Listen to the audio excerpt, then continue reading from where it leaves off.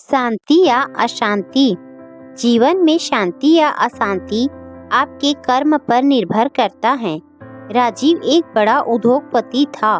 उसका भरा पूरा परिवार था।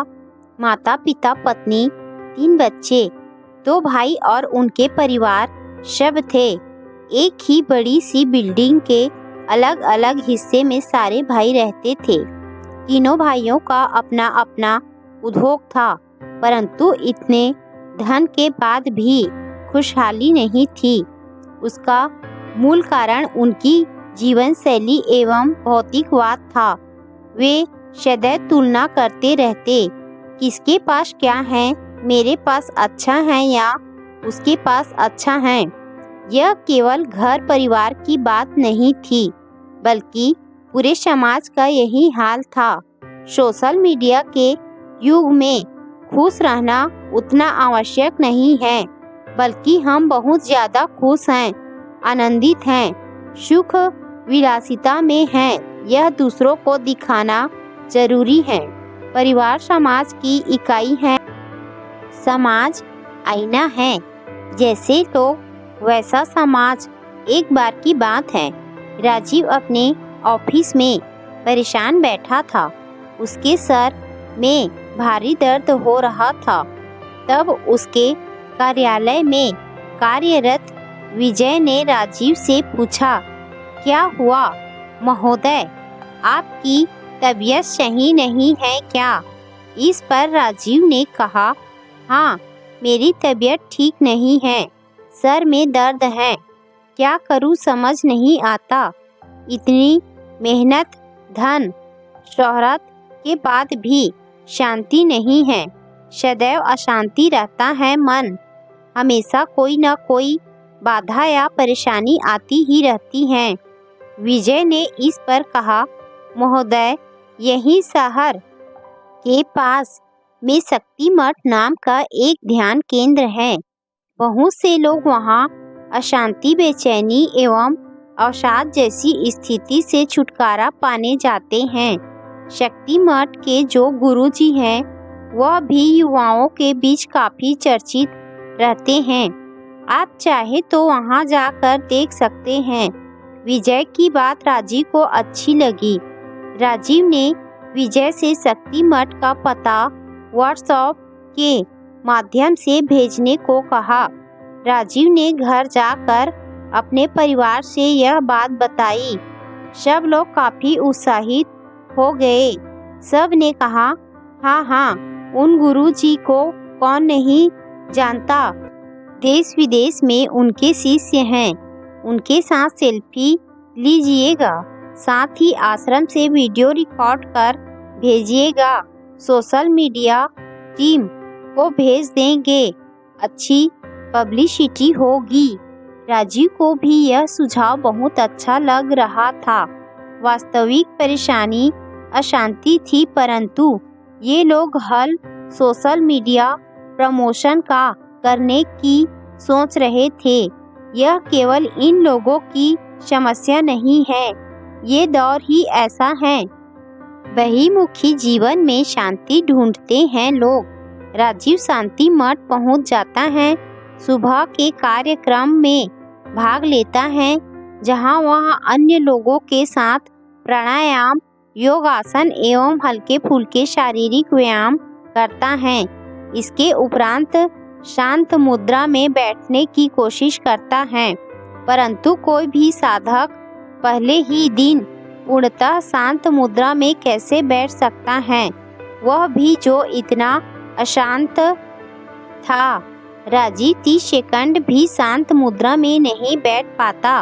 कभी इधर मुड़ता, कभी उधर मुड़ता, कभी अपने बाल को खुजाता, कभी अपनी उंगलियां मरोड़ता। ऐसे ही कुछ देर बीता और सुबह का कार्यक्रम समाप्त हुआ। सभी लोगों के सहमति के अनुसार लोगों में मठ का कार्य बांटा गया। राजीव को पत्ते चुनने का काम सबसे आसान लगा। उसने वही काम चुना। कुछ देर पत्ते चुनने के बाद उसे थकान लगने लगी। उसे लग रहा था मानो वह कहीं जाकर फंस गया हो। फिर वह फोन निकाल कर मठ के वीडियो बनाने लगा और अपने घर वालों एवं सोशल मीडिया टीम को भेजने लगा। वीडियो भेजने के बाद वह खाने की प्रतीक्षा करने लगा। उसे अब यहाँ आकर पछतावा हो रहा था। वह सोच रहा था, पूरा एक दिन बर्बाद कर मैं यहाँ आया हूँ। दूर दूर तक शांति की कोई बात नहीं है, अपितु अशांति और बढ़ रही है। गुरुजी से बात हो जाती तो समाधान लेकर चला जाता। यहाँ ना जाने लोग इतना नीरस जीवन कैसे जीते हैं। सुबह उठकर व्यायाम, फिर ध्यान, खाना भी नहाने के बाद मिलेगा, वह भी केवल 2 बार। साधारण भोजन, साधारण कपड़े, आपस में बात भी इतनी कम करते हैं। क्या करेंगे ये लोग इतनी शांति का। जैसे तैसे दिन काटा और शाम हो गई। अब एक एक कर गुरुजी से मिलने का समय आवंटित हुआ। जब राजीव की बारी आई तो वह जाकर बाबा के चरणों पर गिर पड़ा। बाबा से कहने लगा, गुरुजी बहुत परेशानी है, इसीलिए आपके पास आया हूँ। सब ने कहा, आपके पास सारी परेशानियों का समाधान है। गुरुजी ने पूछा, क्या परेशानी है?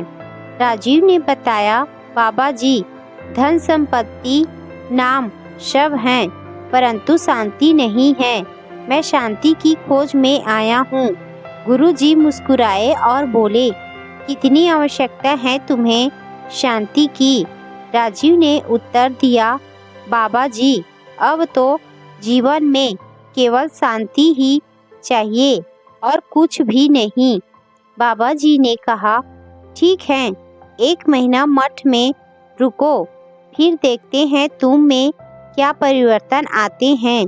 गुरुजी की बात सुनकर राजीव हड़बड़ा कर कहने लगा, नहीं नहीं, 1 महीना तो बहुत है, मैं इतनी देर नहीं रुक सकता, मेरा पूरा उद्योग चौपट हो जाएगा।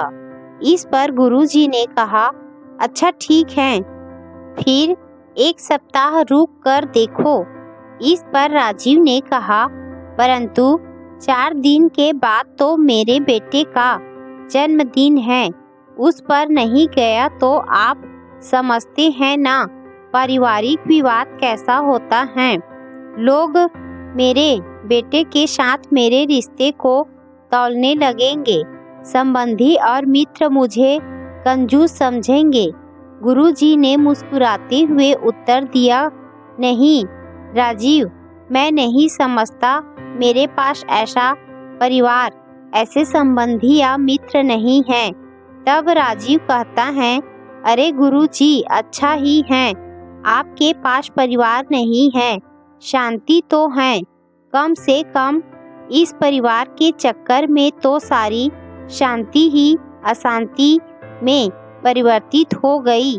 यह सब सुनकर बाबा जी राजीव से पूछते हैं, यदि शांति की इतनी चाह है और परिवार अशांति का कारण है तो इस परिवार को छोड़ क्यों नहीं देते।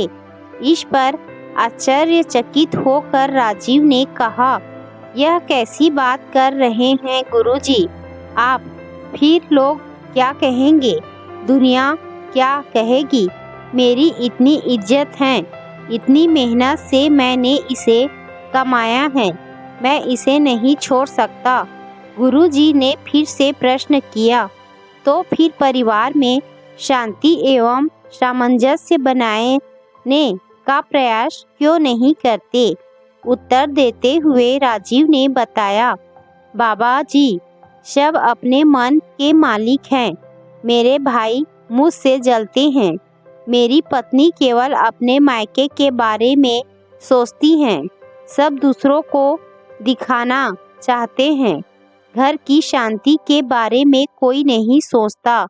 परिवार में कभी शांति हो ही नहीं सकती। आईना दिखाते हुए बाबा जी ने तीखे शब्दों में कहा, तुमने कहा तुम्हारा परिवार तुम्हारे लिए अशांति का कारण है, परंतु तुम उसे छोड़ नहीं सकते। तुम कहते हो कोई परिवार की शांति के बारे में नहीं सोचता, और तुम स्वयं ही अपने भाई एवं पत्नी की बुराई कर रहे हो।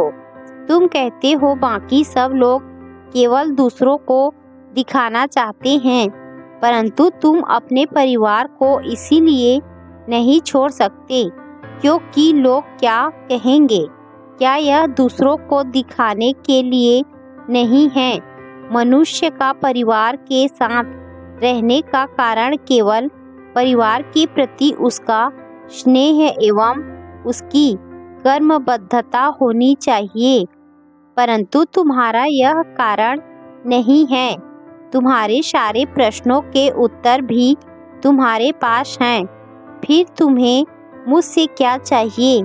बाबा के तीखी बातें सुनकर भी दृढ़ता से भरे राजीव ने कहा, बस मैं शांति चाहता हूँ गुरुजी, बाकी सब तो हैं मेरे पास।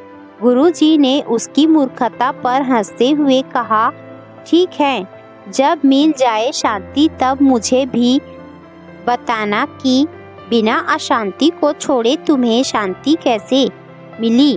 राजीव आज के मनुष्यों का ही रूप है। हम सबको अपनी अशांति का कारण मालूम है, परंतु हम उसे छोड़ना नहीं चाहते। शांति के लिए हम सब तरसने का दिखावा करते हैं, परंतु उसके रास्ते पर कोई चलना नहीं चाहता।